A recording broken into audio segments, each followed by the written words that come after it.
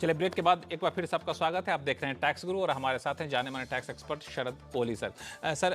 लोगों के सवाल तो कई सारे आ रहे हैं, लेकिन इससे पहले चूंकि अभी अभी 31 जुलाई की तारीख खत्म हुई है, अभी भी कई लोग ऐसे हैं जिन्होंने इनकम टैक्स रिटर्न फाइल नहीं किया है। तो पहले उन लोगों के लिए बताएं जिन्होंने फाइल नहीं किया है, उनके पास क्या रास्ते हैं? जी हाँ, मुझे याद है 31 जुलाई की रात को 12 बजे तक लोग अपने कंप्यूटर्स पे लगे हुए थे। किसी का हैंग हो रहा था, कुछ हो रहा था। पर अगर रह भी गया है किसी वजह से, कई दफ़े कोई कारण हो सकता है, आपकी तबीयत ठीक नहीं है, कोई डेटा अवेलेबल नहीं है, टैक्स नहीं पे हो पाया, नहीं हुआ है, तो कोई चिंता की बात नहीं। 31 दिसंबर 2024 तक का आपके पास समय है। और 31 दिसंबर 2024। जी हाँ, और मैं 3 भागों में बांट देता हूँ लोगों को। जिनकी इनकम बिलो टैक्सेबल है वो तो बड़े आराम से फाइल कर सकते हैं, कोई पेनल्टी भी नहीं है। जिनकी 5 लाख तक की इनकम है वो 1,000 रुपये मात्र सेक्शन 234F में फीस जाती है। मैं पेनल्टी नहीं कहता क्योंकि वो मैंडेटरी फीस है, उसको दे के फाइल कर सकते हैं। और ज़्यादा से ज़्यादा ये 5,000 रुपये लगती है। पहले आपको याद होगा 10,000 होती थी, अब तो वो कम कर दी गई है। तो 31 दिसंबर तक आप 5,000 रुपये दे के, अगर आपकी 5 लाख से ऊपर की इनकम है, आप उसको फाइल कर सकते हैं। कोई चिंता की बात नहीं है। कोई एक अंग्रेजी में कहावत है, no heavens have fallen down, ऐसा कुछ नहीं हुआ है। आप छोटी सी फीस देके उसको फाइल कर सकते हैं। एक और मुद्दा कि जिन्होंने फाइल कर लिया है लेकिन अब उनको कुछ लगता है गड़बड़ हो गया जी, तो कोई रास्ता, कब तक का रास्ता है? यहाँ भी लक्ष्मण कोई चिंता की बात नहीं है। गलती, टू एयर इज ह्यूमन, इंसान से गलती होती है, तो आप उसको रिवाइज कर सकते हैं। 31 दिसंबर तक का आपके पास समय है, आप इसको फाइल कर सकते हैं। लोग सोचते हैं हमारे पास इंटीमेशन आ जाएगा उसके बाद हम नहीं कर सकते। बिल्कुल आप कर सकते हैं। 31 दिसंबर 2024 तक किसी रिवाइज, जी हाँ, त्रुटि का आप सुधार कर सकते हैं। उसमें कोई आपको पेनल्टी और कोई पेनल्टी फीस देने की जरूरत नहीं। एक और चीज़ कि जिन लोगों ने रिटर्न फाइल कर लिया है उनको एक्नॉलेजमेंट भी वापस अपलोड करना पड़ता है। जी हाँ, 30 दिन के अंदर आपको, जो हम कई तरीके अक्सर बताते रहते हैं, बहुत ज़रूरी है। ये ना सोचिए कि रिटर्न फाइल कर दिया तो अब आप आराम से बैठ गए। 30 दिन के अंदर या तो उस वी फॉर्म को आप बैंगलोर पोस्ट करें, नहीं तो आप अपने आधार OTP के माध्यम से, हम कई दफ़े बता चुके हैं, ऑनलाइन बैंकिंग के जरिए आप इसको वेरीफाई जरूर करें। अगर वेरीफाई नहीं करते हैं तो रिटर्न इनवैलिडेट मानी जाए। लेकिन इन सब के बीच एक बात का बिल्कुल ख्याल रखिएगा, क्योंकि अब आपने 31 जुलाई तक रिटर्न फाइल नहीं किया है तो आप चाह करके भी आप पुराने टैक्स रिजीम में नहीं जा सकते हैं, क्योंकि बाय डिफॉल्ट आपका न्यू टैक्स रिजीम आपके तहत भरा चुका है। अब आपको उसी के तहत रिटर्न फाइल करना हो। क्यों, सही कह रहा हूँ? बिल्कुल ठीक कहा आपने। आप रिवाइज करने में रिजीम चेंज ना करें, बाकी कोई त्रुटि हुई है तो उसको आप सुधार कर सकते हैं। तो ये रही सारी बात। अब चलते हैं सीधे हैदराबाद, जहां से जोगेश्वर राव जी हमारे साथ फोन लाइन पर जुड़ चुके हैं। जोगेश्वर जी नमस्कार। नमस्कार लक्ष्मण साहब, आपका बाकी रिपोर्टिंग भी मैं देखते रहता हूँ। सो बाकी ये सब रिपोर्टिंग करते हुए भी ये काम इतना डेडिकेशन के साथ आप करते हैं, दैट इज वेरी बहुत धन्यवाद आपका हौसला बढ़ाने के लिए। और ऐसे ही आप हमारे शो को देखते रहिए और अपना फीडबैक देते रहिए। बताइए टैक्स को लेके क्या? कोहली साहब को भी नमस्कार। उनका भी स्पष्टता के साथ जो रेजोल्यूशन देते हैं, आई admire that also. I'm coming to my question now. Hello. हाँ, बताएं। This is actually ये financial year 2024-25 के संबंध में है। This after this budget, this financial year दो भाग में बट गया है। That is before budget and after budget, because of capital gains taxes का वेरिएशन होने की वजह से। मेरे सवाल जो है इस संबंध में, स्पेशली मेरा सवाल जो है लॉसेस के संदर्भ में है। मतलब 1 अप्रैल से 23 जुलाई तक दैट रेट्स एक तरह है, और पोस्ट बजट 24 जुलाई से 31 मार्च तक, मार्च 25 तक दूसरा रेट्स है।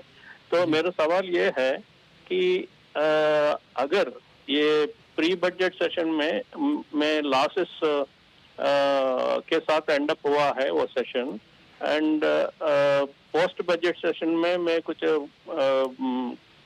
गेन्स कर पाऊंगा, तो ऑफसेट का सिनेरियो कैसे रहेगा?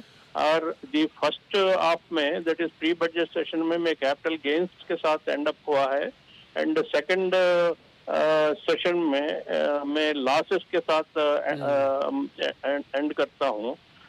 तो how this offset scenarios will be there? And one more question is LTCG का 1.25 जो एग्जम्पशन जो है, दैट प्री बजट सेशन में भी लागू होगा? अगर नहीं तो पोस्ट बजट सेशन में वो rest of the 25,000 post budget session में कैरी फॉरवर्ड एप्लीकेबल होगा?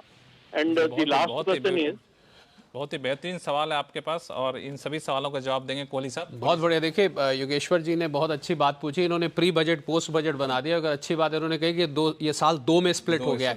पर योगेश्वर जी मैं आपको ये बता दूं कि इसमें जो कैपिटल गेन के आपके सेट ऑफ हैं और कैरी फॉरवर्ड है उस पर कोई फर्क नहीं पड़ेगा, सिर्फ रेट में चेंज हुआ है। इक्विटी की अगर आप बात कर रहे हैं 10% से 12.5% हो गया है, प्रॉपर्टी में 20 से 12.5 हो गया है। तो बीच में एक वो पड़ाव है। और ये जुलाई के बजट्स जब आते हैं, जब भी आता है जुलाई का बजट, नॉर्मली जब नई सरकार आती है तो ऐसा ही होता है, तो एक बीच में पड़ाव आता है, 2 हिस्सों में बढ़ जाता है, तो उससे कोई फर्क नहीं पड़ेगा। 112A की आपने बात करी, 1,25,000 की, आप इस पूरे साल का 1,25,000 रुपए का बेनिफिट अवेल कर सकते हैं। 1 लाख को आप भूल जाइए, आप यही मान के चलिए कि आपके लिए इस साल का 1,25,000 रुपए का 112A का बेनिफिट है। पर आपके एनालिसिस को मैं लक्ष्मण इनके दाद देना चाहेंगे, क्योंकि बहुत कम लोग इतनी बारीकी से इस चीज़ को समझते हैं और इन्होंने बड़ी बखूबी उसमें कुछ प्री बजट पोस्ट बजट, ये नॉर्मली पार्लियामेंट्री टर्म्स होती है, वो उनका भी इन्होंने इस्तेमाल किया। चलिए योगेश्वर जी, उम्मीद करता हूं कि आपके कंफ्यूजन दूर हो गए होंगे। में आप थोड़ा टाइम दे के सोचेंगे तो इसका ये सवाल और ये जवाब के बियॉन्ड कुछ सवाल रहेंगे सर। बताइए कि आपके मन में कोई सवाल, आपके मन में कोई सवाल अभी बचा हुआ है, बताइए। हम लोग हैं यहाँ पे, तसल्ली से आपके सवालों का जवाब देंगे। बताइए क्या उलझन है। Okay, that is post budget session में मैं 3 लाख ये लॉसेस इंकर करूंगा। प्री बजट सेशन में 5 लाख कैपिटल गेन्स इंकर करूंगा जी। Then in this case that 2 lakhs offset हो जाएगा करके आप बोल रहे हैं जी? हो जाएगा। Okay, I cannot detail here. I cannot fully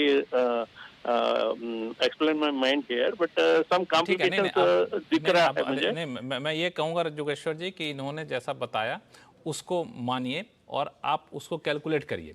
फिर भी कोई कन्फ्यूज़न रहेगा तो हम लोग हर हफ्ते ये शो लेकर के आते हैं, और चूंकि इसका तो काम आपको पड़ेगा फाइनेंशियल ईयर खत्म होने के बाद असेसमेंट ईयर में जा करके, तब तक आपके मन में जितनी भी दुविधाएं हो आप बिल्कुल कागज़ पे लिख लें। जितना बेहतरीन तरीके से आपने अभी पूछा, आप दोबारा पूछिएगा, फिर दोबारा आपको सवालों का जवाब देंगे। तब तक देते रहेंगे जब तक कि आपकी सारी उलझनें दूर नहीं हो जाती है। बिल्कुल निश्चिंत रहिए, आप सवाल लिख के भेजिएगा, आपके पास फिर हम संपर्क करेंगे अगर कोई कन्फ्यूजन हो तो। लेकिन जैसा इन्होंने कहा कि post budget pre budget financial year को मत जोड़िए, पूरा फाइनेंशियल एक ही तरह से मान के चलेंगे तो ज़्यादा बेहतर होगा। चलिए अब शुरू करते हैं, अगला सवाल लेते हैं। ऋषिराज जी के पास चलते हैं। ऋषिराज जी उदयपुर से हैं, फोन लाइन पर जुड़ चुके हैं। ऋषिराज जी नमस्कार, क्या सवाल आपके पास? नमस्ते लक्ष्मण जी, मैं उदयपुर राजस्थान से बोल रहा हूँ। जी नमस्कार सर, मेरा प्रश्न ये है कि मैं अपने म्यूचुअल फंड के जो यूनिट्स है मैं अपने बेटे को गिफ्ट करना चाहता हूँ जी। तो क्या ये संभव है, और क्या इसमें वो डीमेट अकाउंट में नहीं है म्यूचुअल फंड यूनिट? अच्छा जी ऋषिराज जी, समझ गया। जी ऋषिराज जी, आप बिल्कुल बेटे को गिफ्ट कर सकते हैं। अगर आपका बेटा माइनर है, यानी कि 18 साल से कम उम्र का है, तो उस म्यूचुअल फंड के यूनिट से जो इनकम आएगी वो आपकी इनकम में क्लब हो जाएगी। अगर आपका बेटा मेजर है, 18 साल से ज़्यादा उम्र का है, तो आपके बेटे की इनकम मानी जाएगी और गिफ्ट पे कोई टैक्स भी नहीं है। आप जब देंगे, आपके हाथ में भी बेटे के हाथ में भी ये सेक्शन 56(2) में जो स्टिपुलेटेड लिस्ट है उसमें आता है ये रिश्तेदारी, और उस पर कोई टैक्स नहीं लगेगा। बिल्कुल आप कर सकते हैं, और इसका डीमैट है या नहीं है इससे भी कोई अंतर नहीं पड़ता टैक्सेबिलिटी पर। चलिए तो आप बिल्कुल निश्चिंत हो जाइए। और फिलहाल वक्त है छोटे से ब्रेक का। ब्रेक के बाद बताएं कि आप में से अगर किन्हीं का सोवरेन गोल्ड बॉन्ड मैच्योर हो रहा है तो उस पर क्या बनेगी टैक्स की देनदारी, बताएंगे छोटे से ब्रेक के बाद।